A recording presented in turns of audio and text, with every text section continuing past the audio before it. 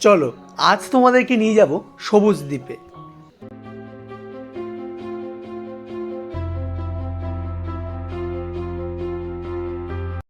একদিন হাতে ছুটি ছিল, চলে গেলাম। এই দোকানটা থেকে আমরা টুকটাক খাবারের জিনিস আর জলের বোতল নিয়ে চলে গেলাম ঘাটের দিকে। জায়গাটা খুব সুন্দর, তোমরা দেখতেই পাচ্ছ যে এখানে আরও কতগুলো বড় বড় নৌকা রাখা। আমরা সবাই মিলে নৌকায় উঠে পড়লাম। আমরা গেছিলাম 4 চাকা গাড়ি নিয়ে।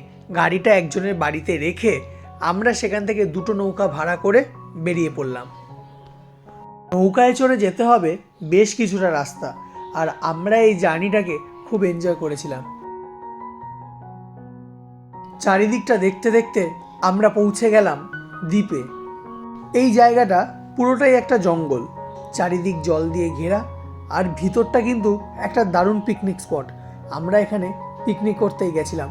দেখতে পাচ্ছ এখানে আছে একটা ওয়াচ টাওয়ার, তবে ওয়াচ টাওয়ারটার অবস্থা খুবই খারাপ। ওপরে উঠেছিলাম কিন্তু যে কোনো মুহূর্তে ভেঙে পড়ার মতো অবস্থা। মানুষজন হয়তো এখানে খুব একটা বেশি আসে না। আমরা এখানে খাওয়া দাওয়া গান বাজনা করে বেশ ভালো সময় কাটিয়েছিলাম। চলো তোমাদেরকে ঘুরে দেখাই ওয়াচ টাওয়ারের ওপরটা। পুরো জায়গাটা এখান থেকে দেখা যাচ্ছিল, পুরোটাই কিন্তু জঙ্গল। ঠান্ডার সময় কিন্তু এই জায়গাটায় বেশ ভালোই ভিড় হয়, মাঝি ভাইদের মুখে শুনলাম। এই জায়গাটায় সব নৌকা এসে দাঁড়ায়। পুরো জঙ্গলটা ঘিরেই বেশ অনেকগুলো জায়গা আছে পিকনিক করার মতো।